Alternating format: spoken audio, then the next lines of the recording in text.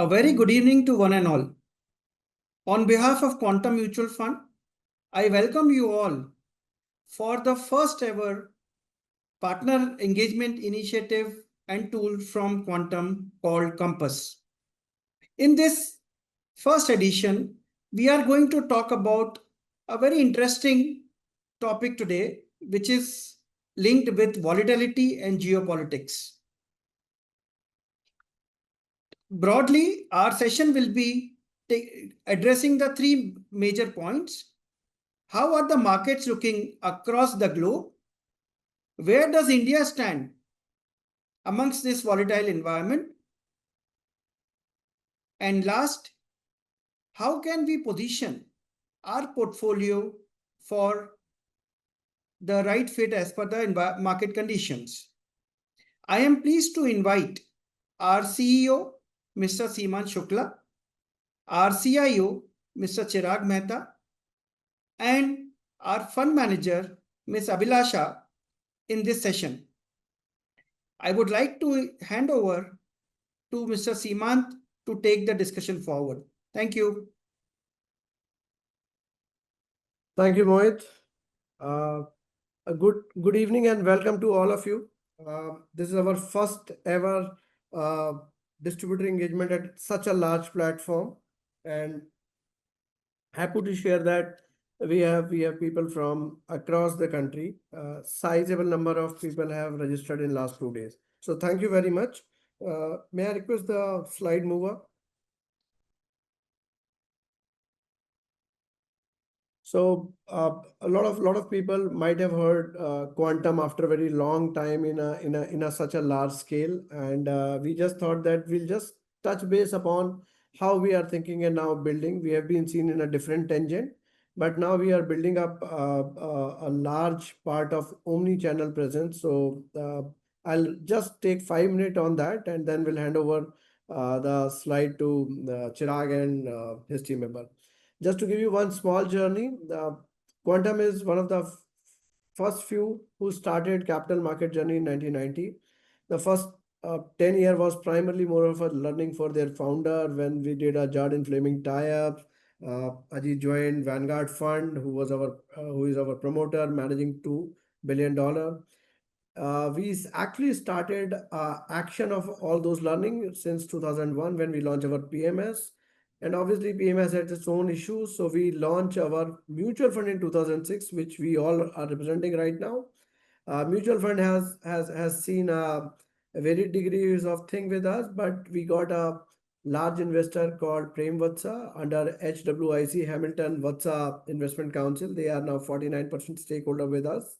We are among the first few in the market where we launched the first ESG fund in this country. We are known for governance and ESG propagator in this market. We are part of International Corporate Governance Network.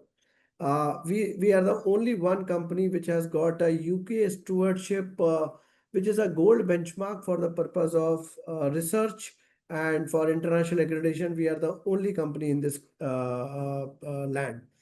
Yes, Saurabh Jain has raised some. Is there any question here? Okay, we'll take it later on maybe. Next slide.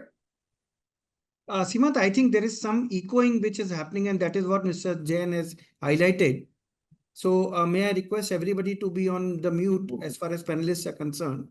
Yeah. And sir, if you can be a bit louder also. Okay. Is it audible now? Yes, loud and clear. Okay. So just to give you a ecosystem, how quantum ecosystem is, Equity Master and Personal FN is pretty known for the people who are doing equity research for since 90s. These are promoter personal capacity holding companies. Quantum Advisor is the main company where Prem Vatsa has also invested in. It's a core company or a sponsor company of our mutual fund. Help Our NGO is more on a NGO side where we do analysis around how the NGOs are running the show in this country, how they are managing the money. So anybody want to know about NGOs can log on to Help Your NGO side. That's a more of a CSR side. Next. Few things before we hand over to investment team. We have been known for the investor centricity or client focusedness, and we have set the standard which has been followed by regulator and industry also. Just to give you a few one, we never charge a entry load since 2006. Regulator came in 2009 with that law. We had our TR has never been a full charge. Regulator came with a 2019 with a slab model. Exit load, we are been plowing back to the NAV rather than going to AMC books since 2006. We always had only single plan per category with same structure. We are the first one or only one which since launch has been running total return index rather than a price return index. Price return index was followed by industry till 2018. Then SEBI came for that. Our board is 100% independent board, which doesn't have any promoter or any associate director. SEBI is yet to form that particular law. Mark to market for liquid fund we are doing in 2012. SEBI came in 2020, and one scheme, one product. So these are few things which we feel that these are with a focal point of investor at the center, and rest everything has been created around. And that's not that regulation has asked us. We ourselves has been doing since 2006, since the inception of this product, AMC. So I'll not take too much of time. Let me just introduce Chirag. Chirag is our CIO. He's having two decade plus experience. He has worked with a large family office of this country, post that ICICI, and since then he is with us. So since inception he is with us. So you can say that almost 20 years with us. Fourth best performing fund manager under age of 40 by Citywire in 2017. He's a signatory on ICGN, International Corporate Governance Network. He was also on a committee of SIF. He's also a speaker on WGC World Gold Council. He has been writing on gold articles since 2008, some 100 plus he has written. Abhilasha is our associate fund manager, MBA Finance, with 2 decade plus experience. Prior to that, she has also worked as a senior research analyst with Brocha and Dalal, Way2 Wealth, and First Global. So at a team level, just to give you, we might be small in size, but our team size is pretty large. I think at our size, we might be having highest number of investment team. So not taking too much of time, just to give, we have 14 product, of which few are fund of funds, which we are running for a pretty long period. In equity fund of fund, we are the one of the few fund, I think two funds are there in industry, who invest in third party fund houses, not our own scheme. Multi asset allocation fund we are managing since 2012. One of the international concept which we wanted to bring it. Now there's a category, so we launched multi asset product. Gold, we have gold ETF as well as wraparound product for non demat clients. Dynamic bond fund and liquid on debt side. We have an ethical fund. Our ethical fund is Sharia as well as Gen compliant. Value fund, which I have said is the oldest one, and few others. So without taking too much of time, just to tell you that Compass is the name which we suggested, giving a market direction. This is a market view. Blue and green and red sign gives the market movement. Actually, Compass was usually seen as a European concept, but actually it was coined by Han Dynasty in China in before 202 BC. But India also have a close connection. In Tamil scripture, you will find that 400 4th AD, it was used. It was called as Matsya Yantra, fish machine, by which they used to the coastal area people used to use this. So with that, we feel that this particular property will grow as we go ahead. Frequency and everything will be set. Today's thing, which is right now, everybody is understanding geopolitics and volatility. Every second day, Mr. Trump gives something and market react differently across the globe. So we thought of touch basing in a very simplistic way. Chirag and Abhilasha has come up with a great amount of data. They will try to give you what is happening in a very simple mathematical number, which is easily to digest, and then what asset class can be a right play. And we have a two divergent view, which Chirag and Abhilasha will share. So thank you very much once again. This is just a start on our omni-channel model. Soon you will see a lot of other sort of engagement at one-to-one level also. So over to you, Chirag, and thank you very much for all who have joined here. Thank you. Over to you, Chirag. Thank you, Seemant, and thank you everyone for joining us today. It gives me immense pleasure to host this, and hopefully, as Seemant indicated, there will be a lot of learnings in terms of what we think of the markets and how we are navigating the markets. Given Trump speaks every day into some direction, and that impacts markets, that impacts the way investors react.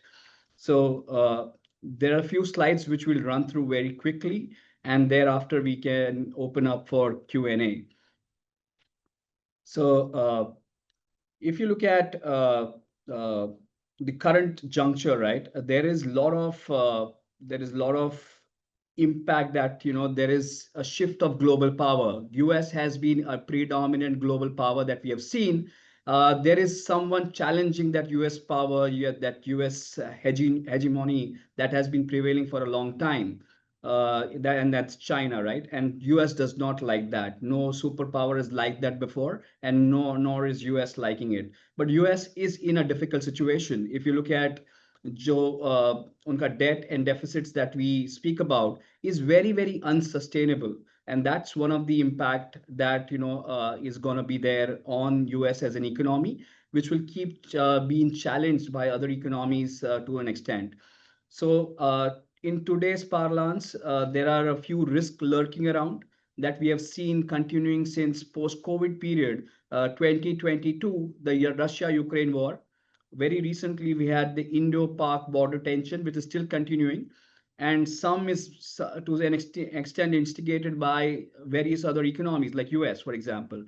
US is hosting Pakistani delegates in the US, and they are trying to support them to some extent, etc. Whereas it leads to skirmishes at the border that we have. There's a continuation of Hamas-Israel war, which kind of unfolded into Iran-Israel war to some extent.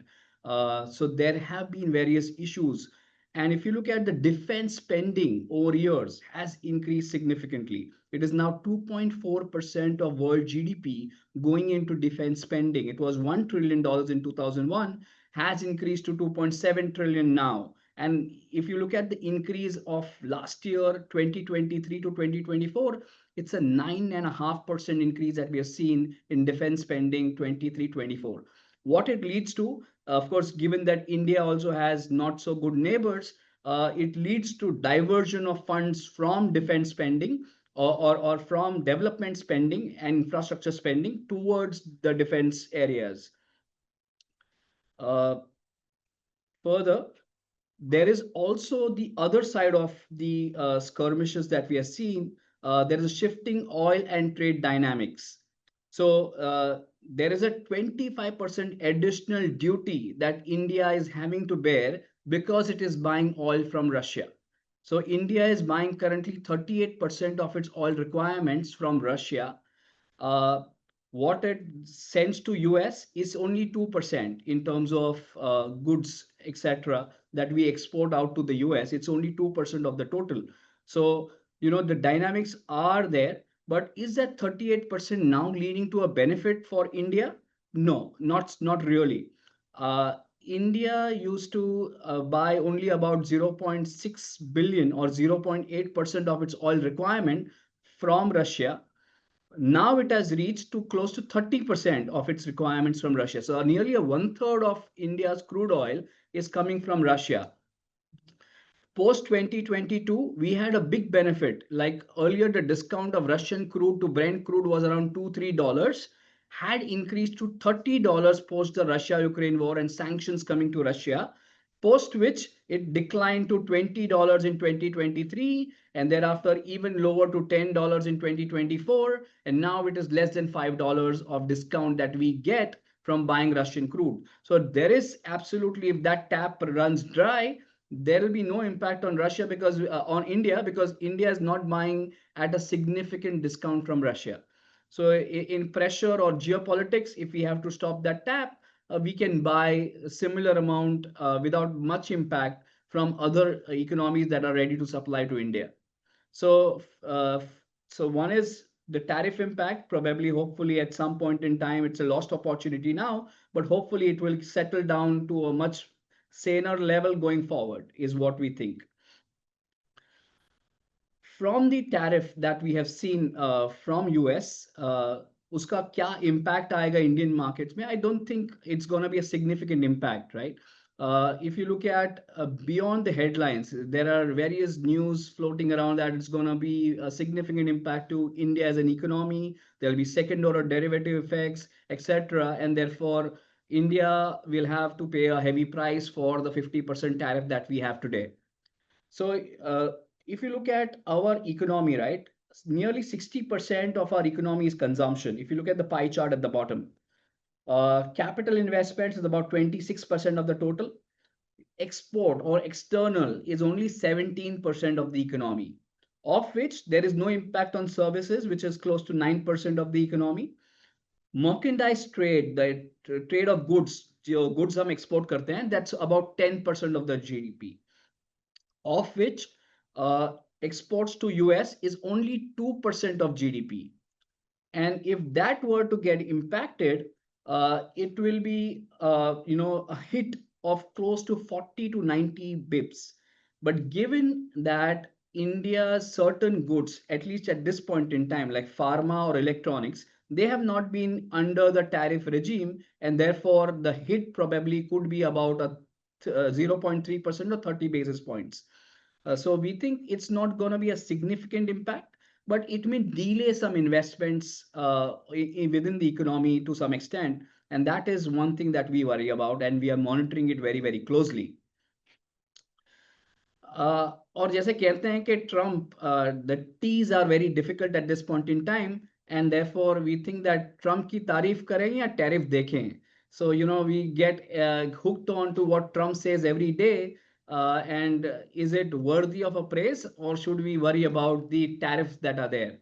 So, from a competitiveness perspective, share of US imports is only 3% for us. What was a 26% tariff on April 2nd has now become 50% tariff, which is much higher than many of the competing nations. Like Mexico is at 30%, Vietnam is at 20%, Bangladesh is at 20%, Thailand, Malaysia at 19%. So all those competing nations are much lower tariff. But if India does not export much to the US, it's just 2% of GDP, it's not going to be a significant impact, right? Let's look at from a sector perspective, where is going to be the biggest hit.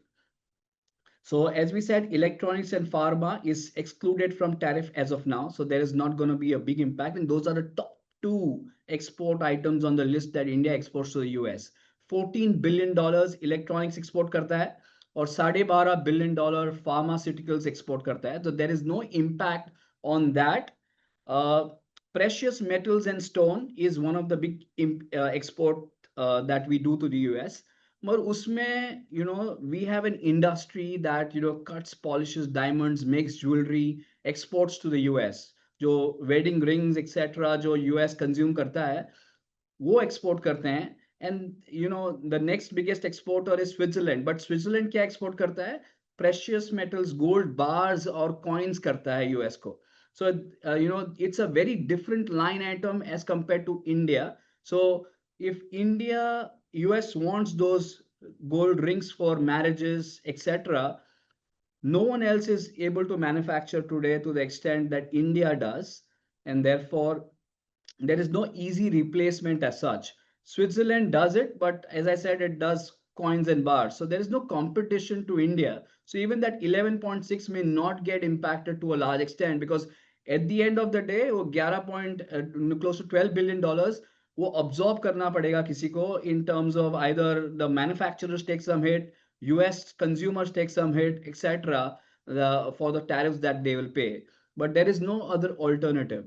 The biggest alternative we think is going to be an apparel and clothing. That is where bulk of our exports lie. We'll come to subsequent slide that, is it really an impact or not?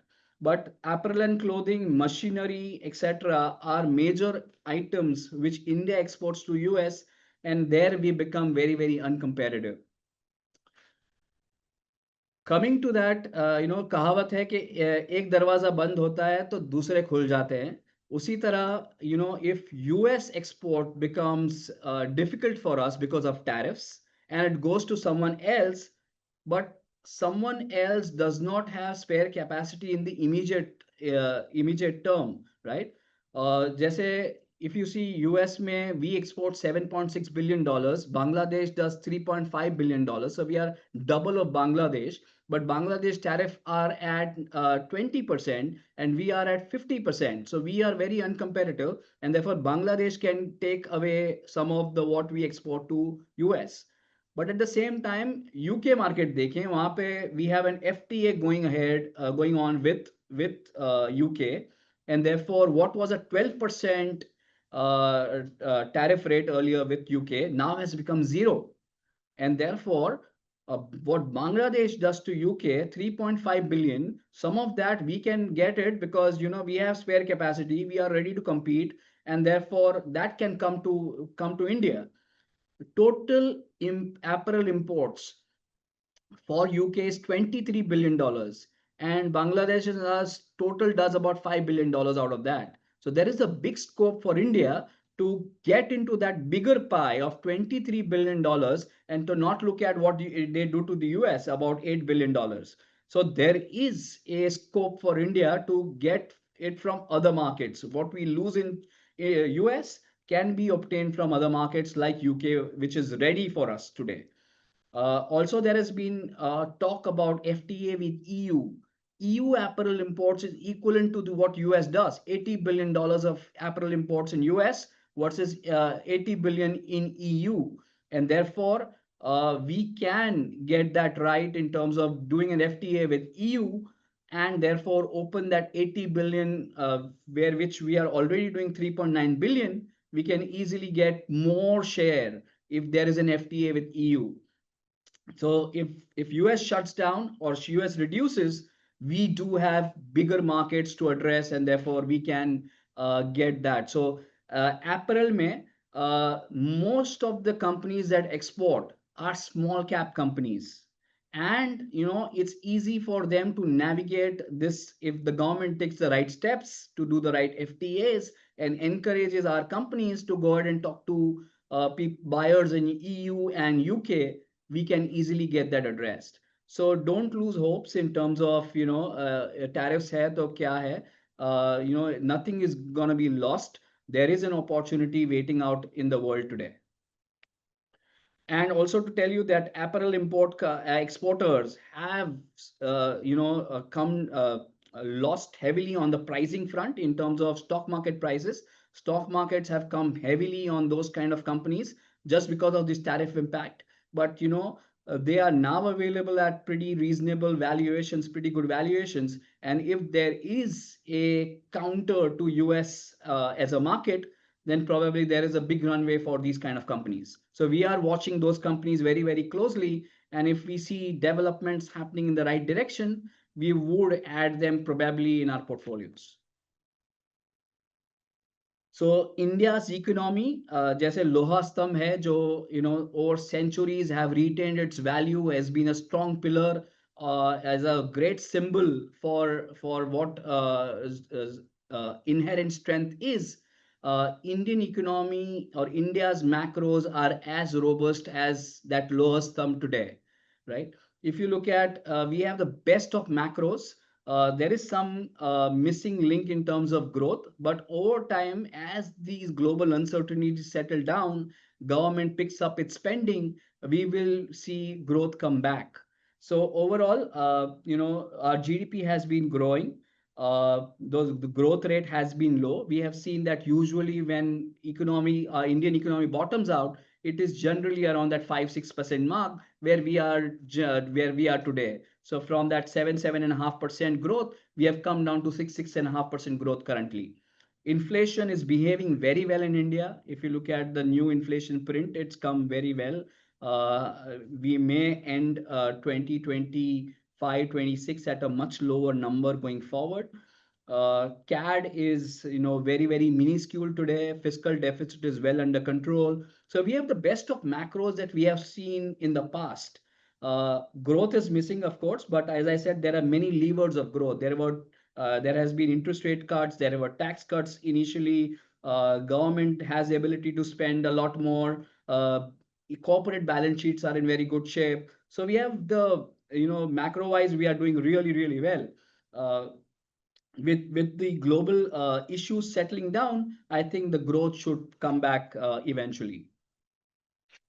And when we speak about growth, if you look at last 3 years, the top 100 companies that have been fastest growing in the economy, small cap has the largest share of companies. Out of 100, 63 companies are in large caps that have been the fastest growing of the top 100 companies in India.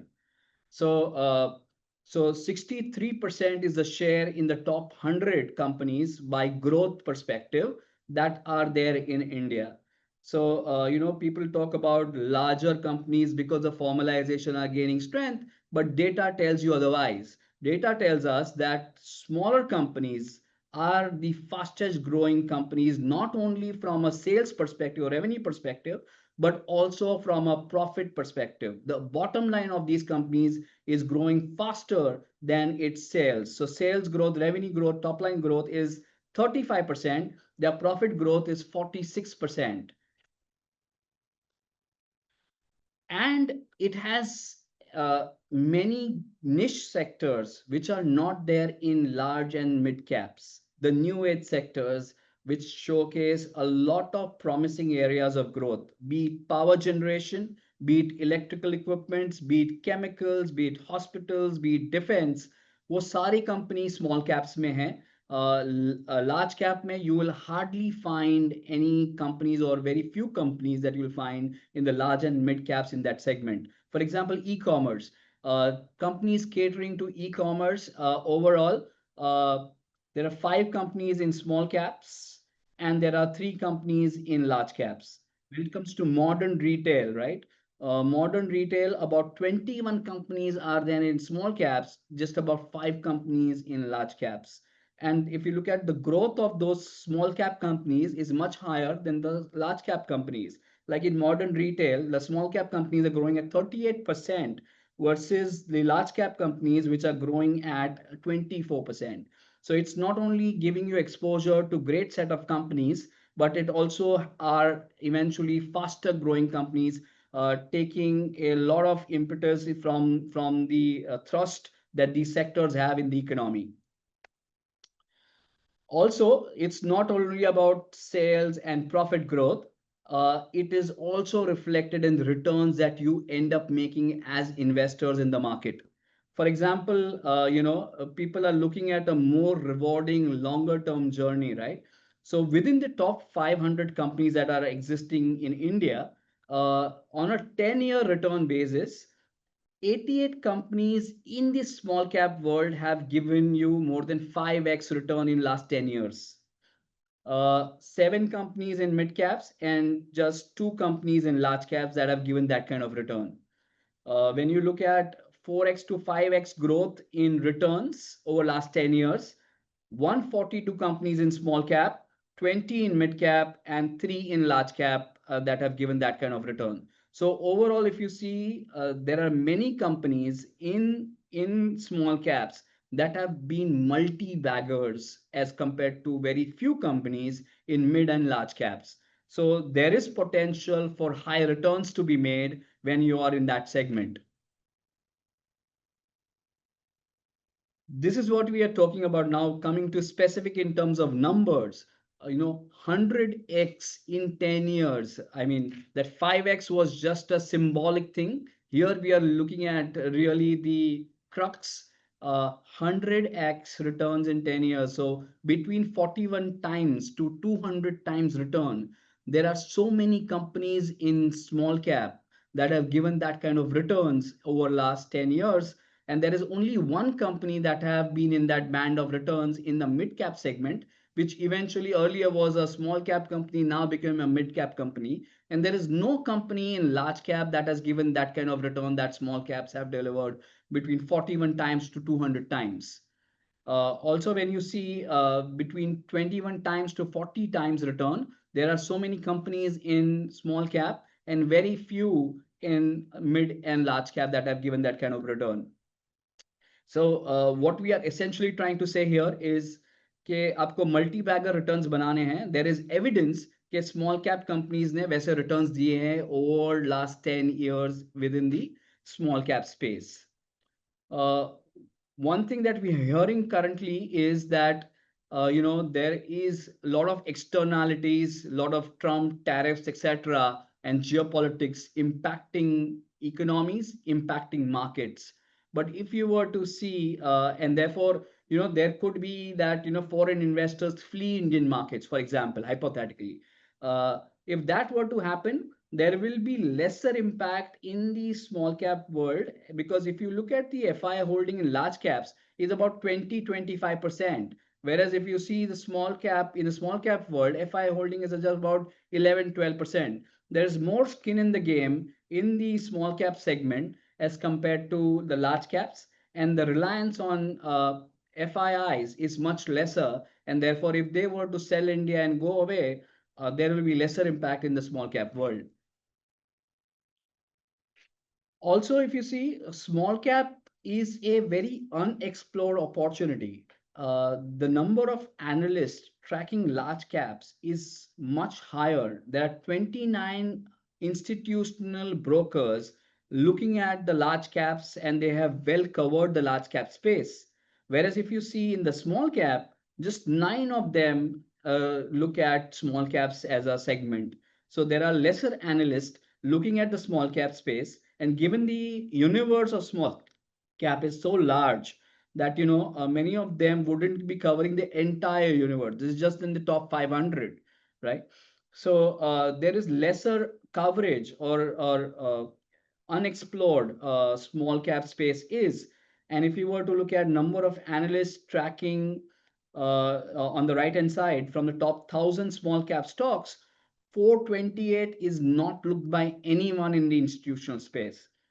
359 is looked by only 0 to 5. So out of top 1,000, there is very large universe that is not looked by majority of the analysts.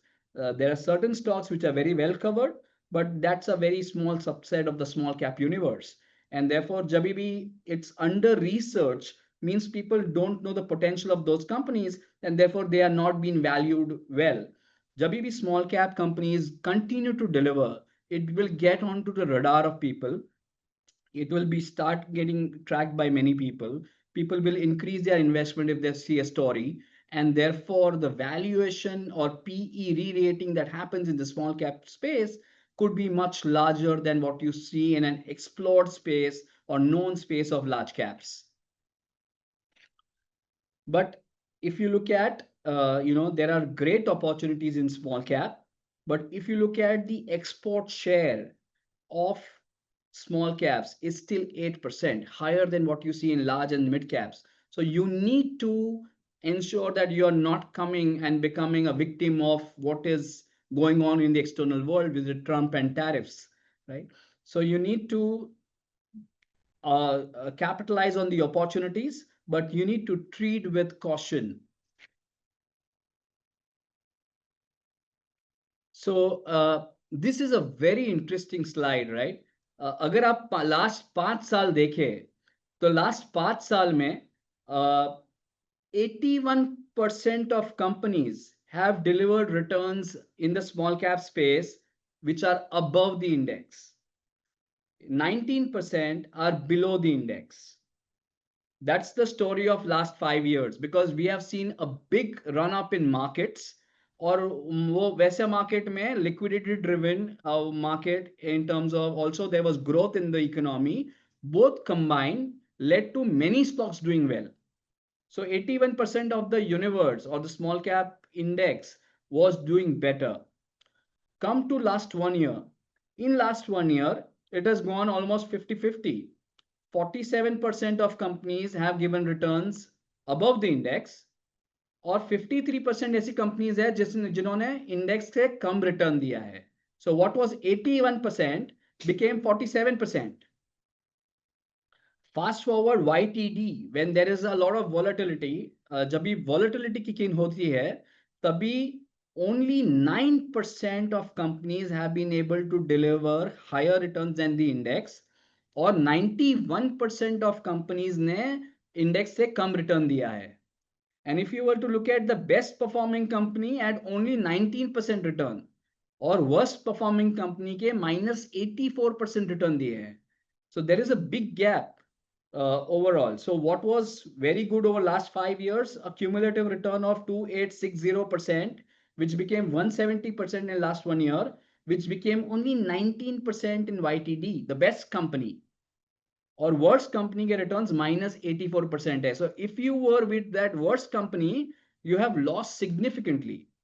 And if you were invested across the space, there is a larger chance कि आप वो 91% में हो, and you would have delivered worse returns than what the index did.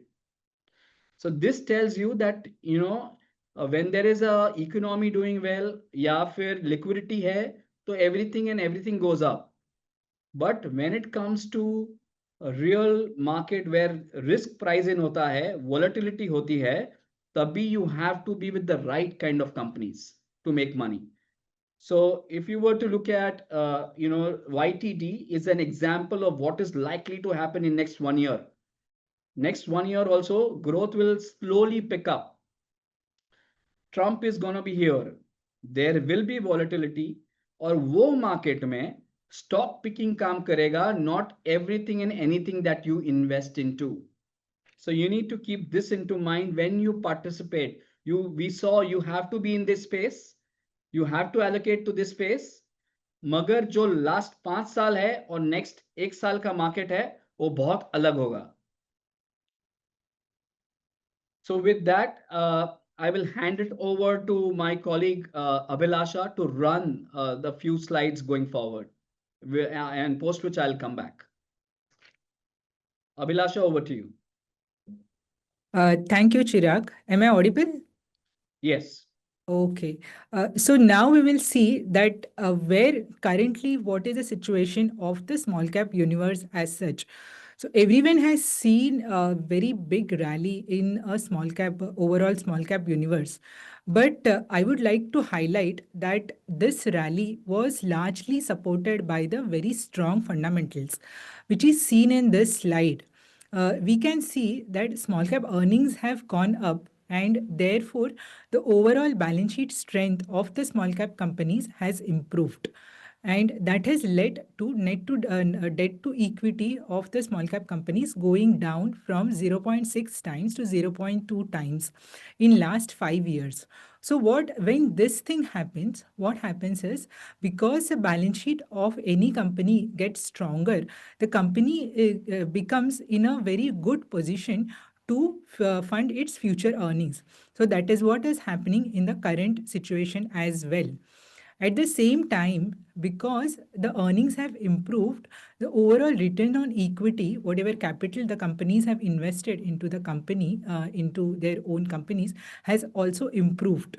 So return on equity has gone up almost like 50% in last 5 years, which is like from 10% to 15%, which is a substantial improvement.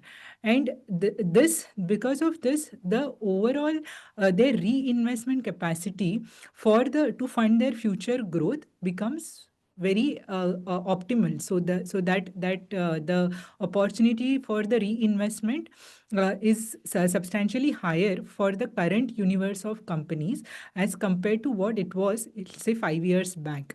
And also the bank rate is supporting. So even if they have to rely on the external capital, then there is an opportunity that they can borrow at a lower rate, and that is how the future growth will be supported. So next, uh,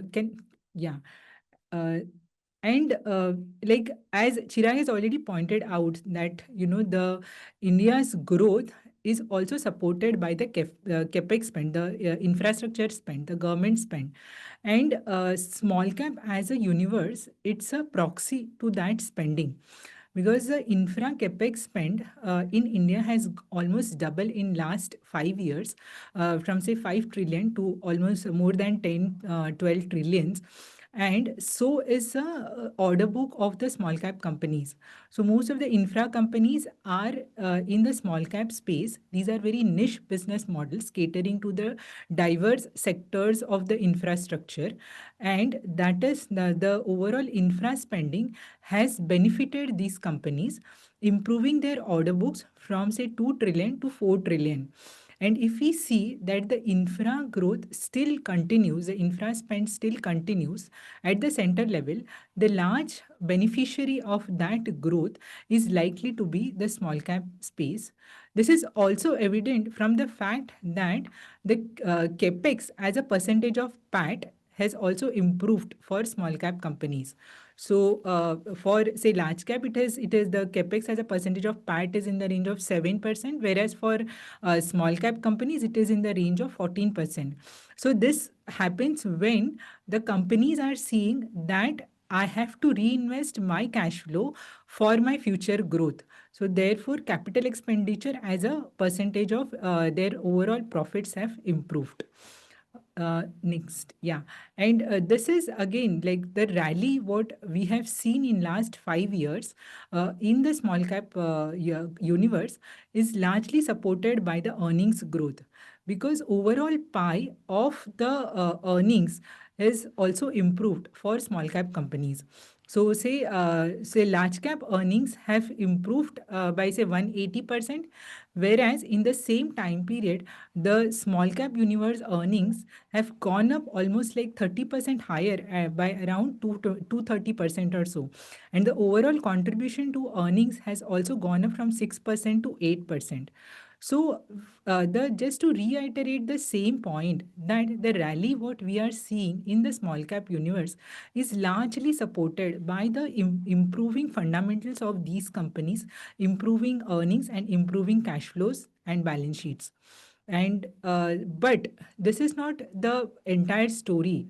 Although the stock prices have, although the earnings have gone up, and so are stock prices, but the valuations have also gone up for most of these companies. So currently, if we see the gray line, which is the average PE of the small cap universe, it is around 30 times, but the current PE is around 33 times. So the it is the overall universe is not cheap per se. It still trades at a somewhat above average level, although it is not as exuberant as what we have seen in 2016, 17 or 18, but still it is not cheap either. So there is a word of caution. Even if we see the relative valuation to the large cap universe, the average relative valuation of small cap is at around 1.2 times of the large cap. Whereas current P of small cap as compared to large cap universe is at around 1.4. Although it is not, again, it is not at an exuberant level of 1.9 or 2 times, but it is higher than the historical average. So, although we are very positive on the overall space and the earnings growth continuing, but at the same time, we remain cautious on the valuation what we are paying to these companies. And therefore this like our quantum's model, the overall process driven approach comes into play, wherein we largely focus on the sustainable growth at reasonable price. Because the sustainable why I'm saying the sustainable growth is that if the growth is not sustainable, then the reinvestment opportunity for the company remains limited, and therefore the compounding effect fizzles down over a period of time. What we see is that if the debt to equity of the company is less than 1, that means the leverage is lower, and the return, the internal return potentials of the business model are strong, that is ROE and ROCE, that is return on capital employed of the company is better, then the opportunity to reinvest the cash flows for the future growth remains wide for that company, and therefore the growth becomes sustainable. At the same time, the growth has to be supported, or whatever the earnings have to get converted into good cash flows. So the cash flow is a king. That is what it is said.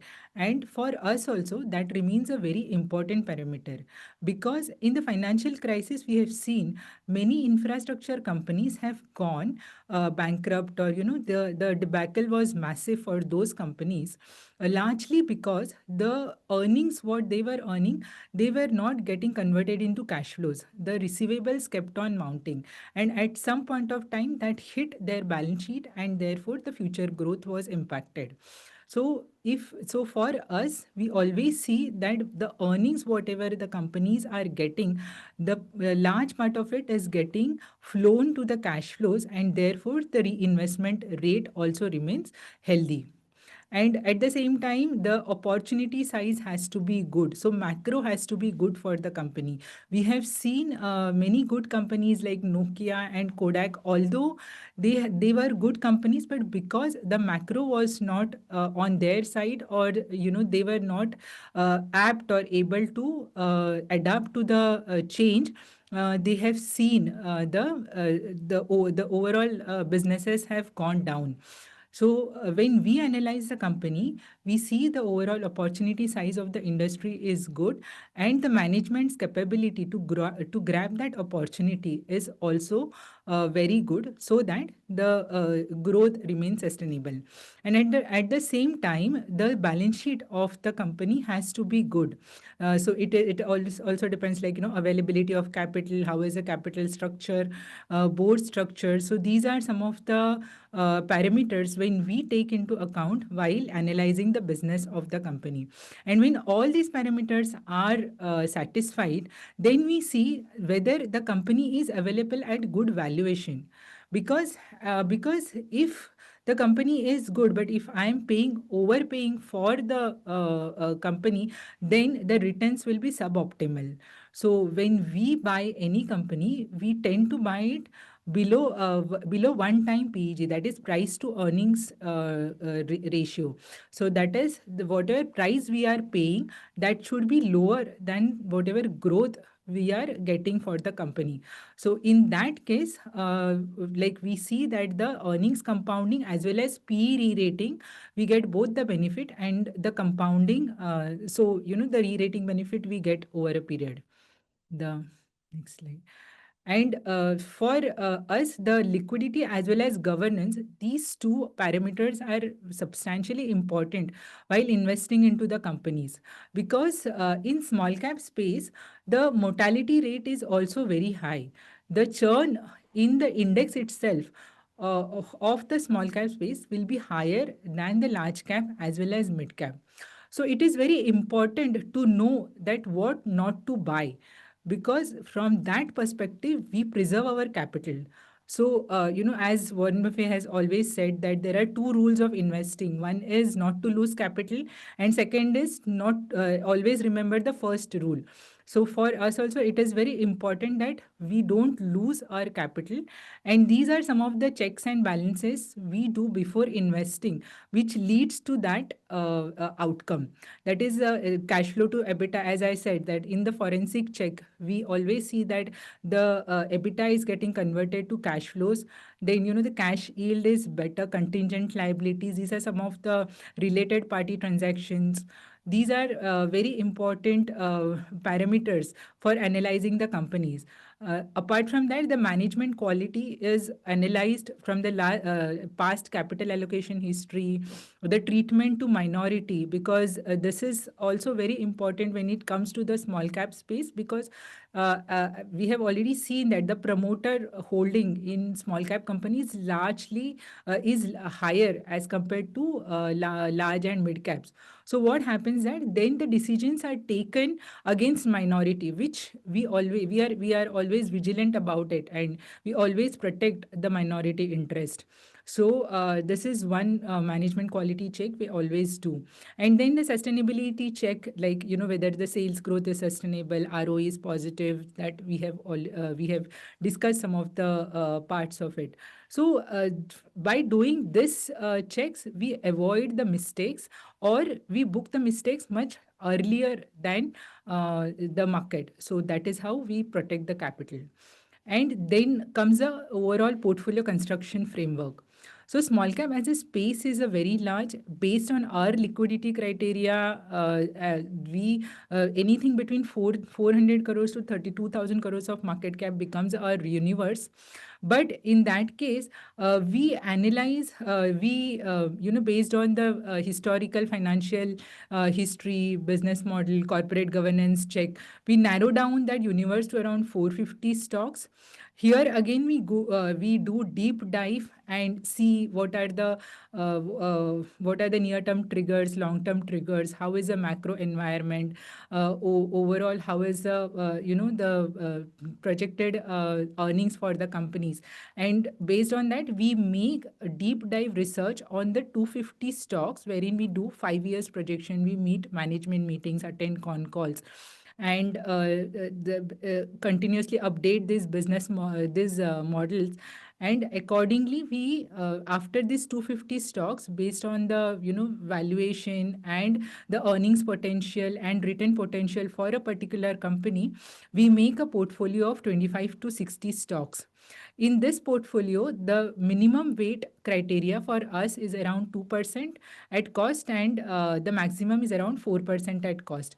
And at any point of time, we will never own 10% of the market value of any company.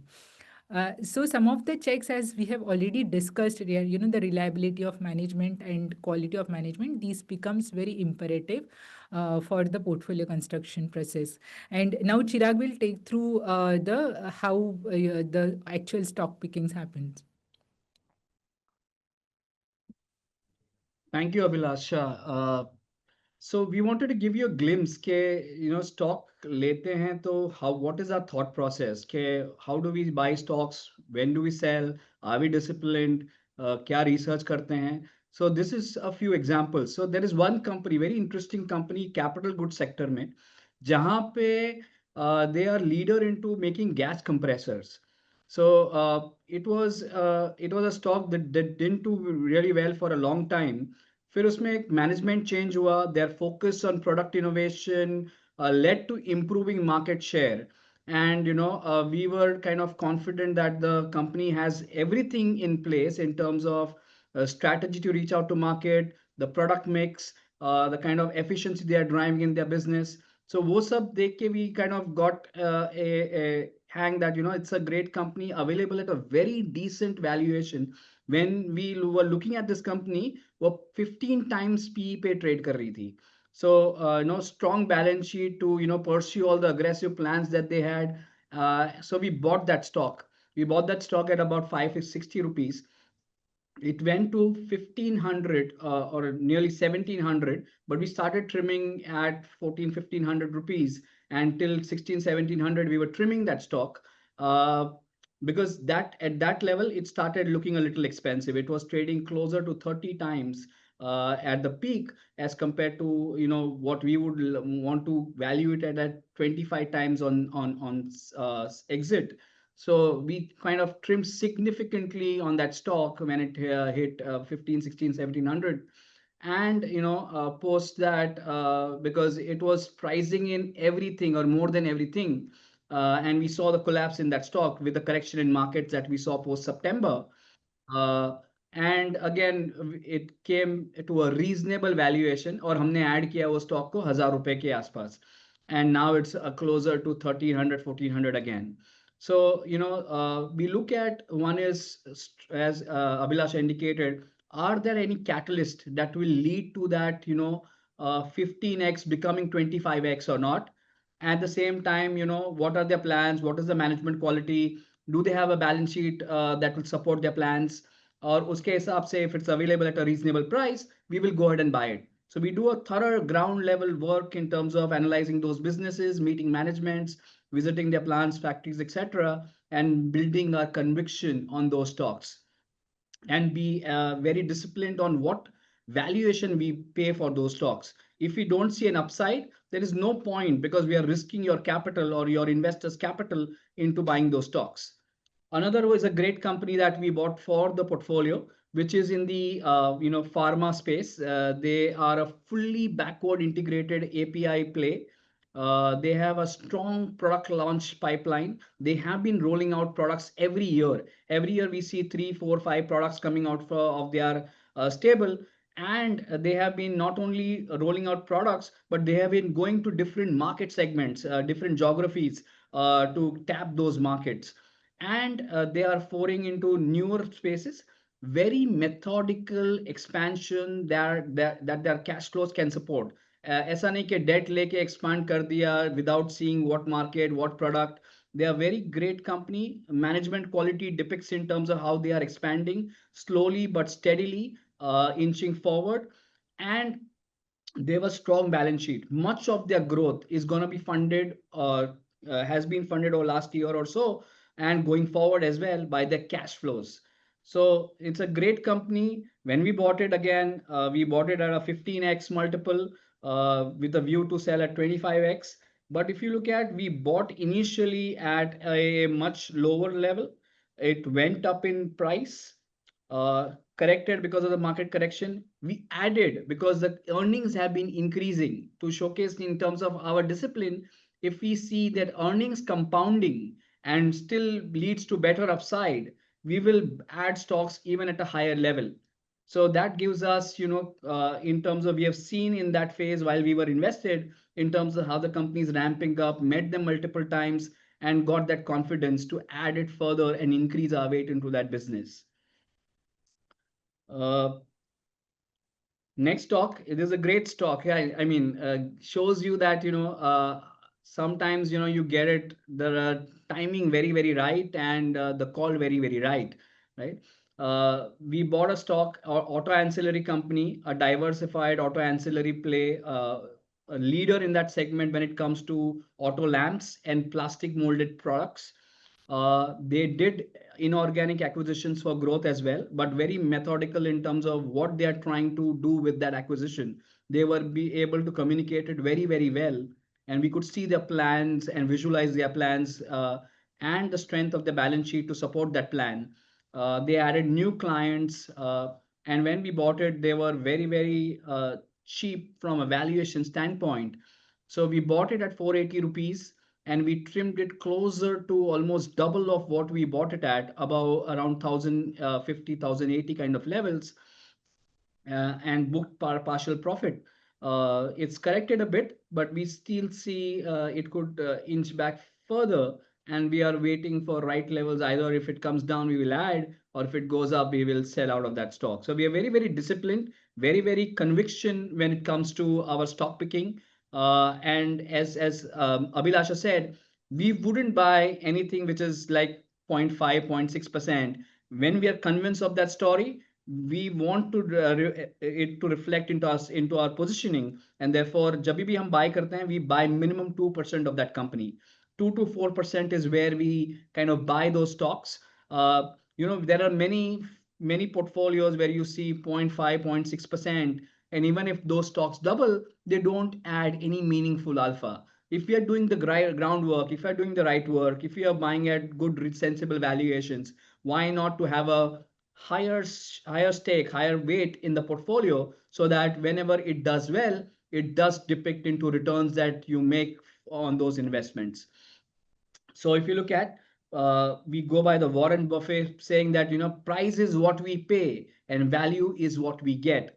We always buy a stock when its price is lower than the value and not the other way around. So that, that tells us in terms of the checks and balances that we have in play when we go ahead and buy and sell stocks. This is very, very compelling argument, right? Uh, as we say that proof is in the pudding. Whatever we do reflects into the portfolio characteristics at the end of the day. So if you look at our fund, PE is at 24.6, very close to where the large cap valuation is, right? PE of large cap is around 23 times. We are at close to 24 times in the small cap fund, whereas the small cap index is at 31 times. So our portfolio is significantly cheaper than the market. That gives you an indication of the valuation bent that we have when we pick stocks.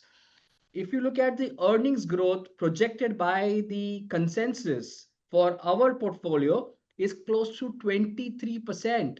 So 1 year out growth of earnings of our portfolio companies is closer to 23% versus for the index at only 15%.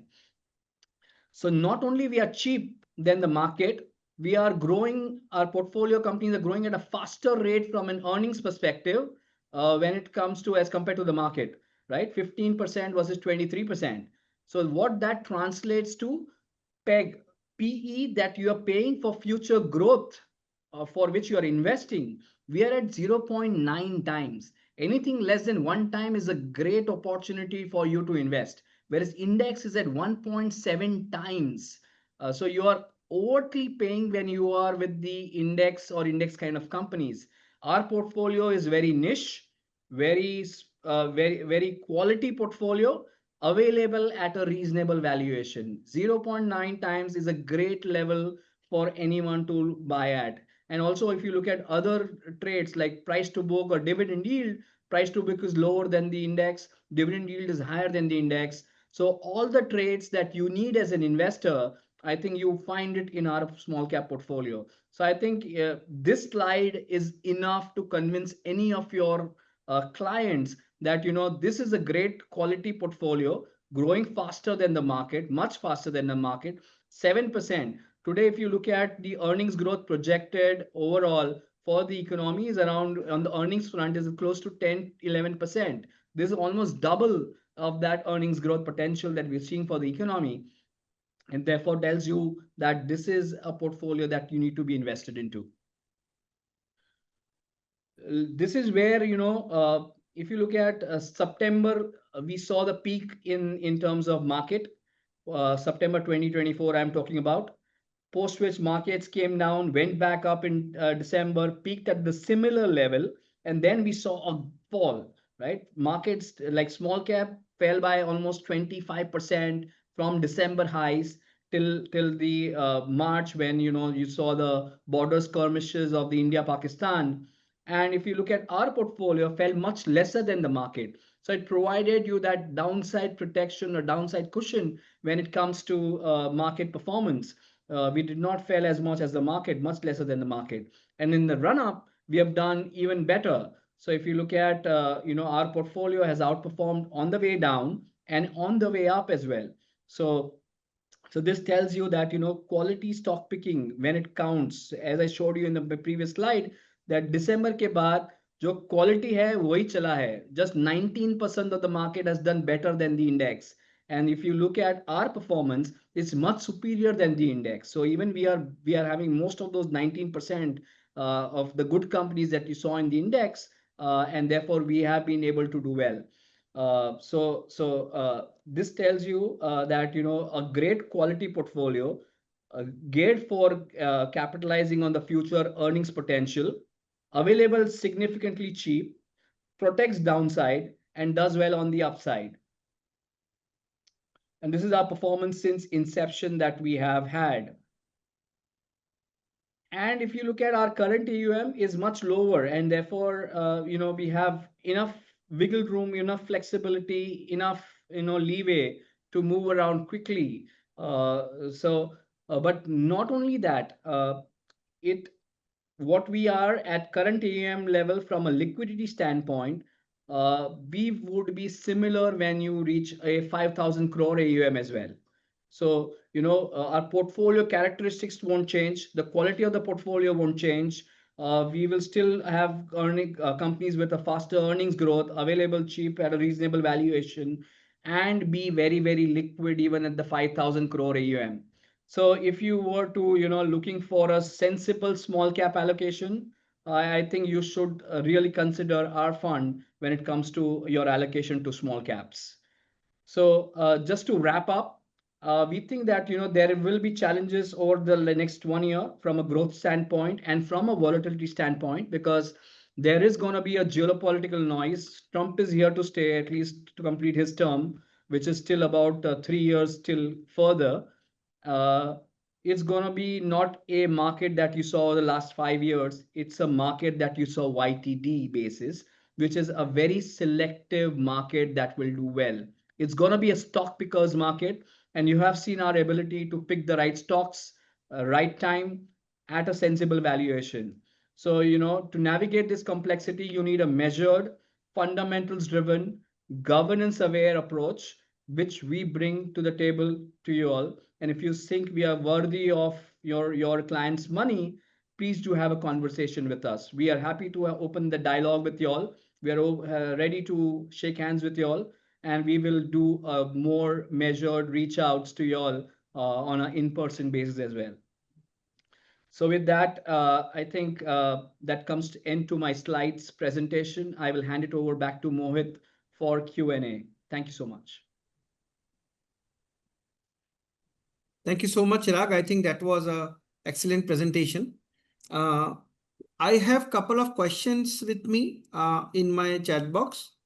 However, I request partners, in case you want to ask any question directly, the lines are open. Otherwise, आप अपने questions chat box में भी लिख सकते हैं, which I will ask, and we will try to answer as many questions as possible. Just before that, in case you have not yet impaneled with us, the QR codes are given to you.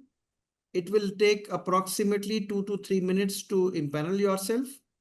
However, let me just move on to the questions. Chirag, the first question which I have is on the ROE of small cap fund. There was a slide where we have given the data for last 5 years. However, there's a question from our partner saying that this phase also consists of the COVID period. So don't you think that taking into account the ROE of last 3 years only can give a different picture? And also, considering that there are a lot of global disruptions going on, how do we look at ROE as a parameter of performance going forward? Yeah, so that's correct, because ROEs will be depressed because of the COVID period.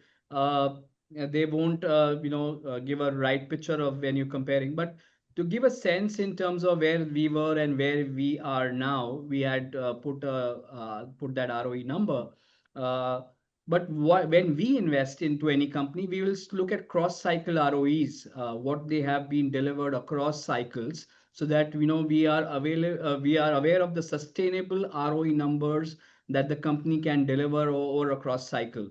And hence, to get that perspective, we will generally want to have a 15-20% ROE into the companies that we invest generally. And it's not only backward looking, we look at forward in terms of the earnings potential that the companies have, the net profits that it can generate, and therefore what kind of ROEs they will have in the future. So that is what we bank on more, as opposed to looking at the past ROEs. And we will generally want our companies to have sustainable ROEs of close to 15-20% to be able to find comfort into their potential to navigate market cycles.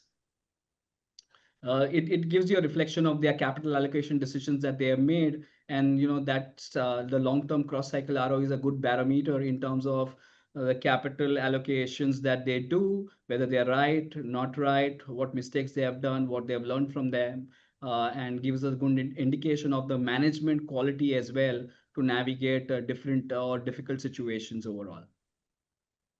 Sure, thank you. Chirag, on the portfolio as on last month, can you highlight couple of important sectors that we are currently focused and bullish on? So generally, we look at all companies from a bottom-up perspective, right?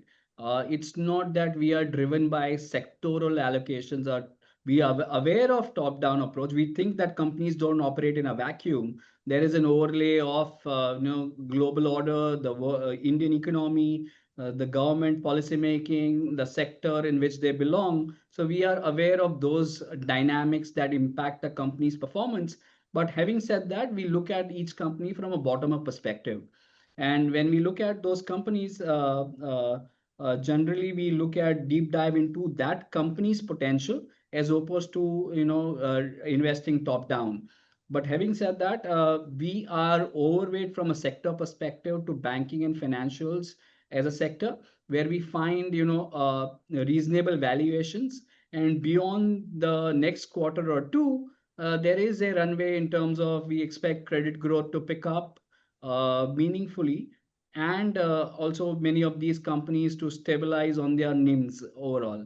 So I think there is a great potential that we see in banking and financial, and more importantly, they are available at a cheaper valuation. So if you were to look at the growth that they may generate, it's not going to be a runaway growth, but a reasonable growth. But even to reflect that growth into current valuations, we don't think markets do that currently, and therefore we have a larger allocation to BFSI as a segment.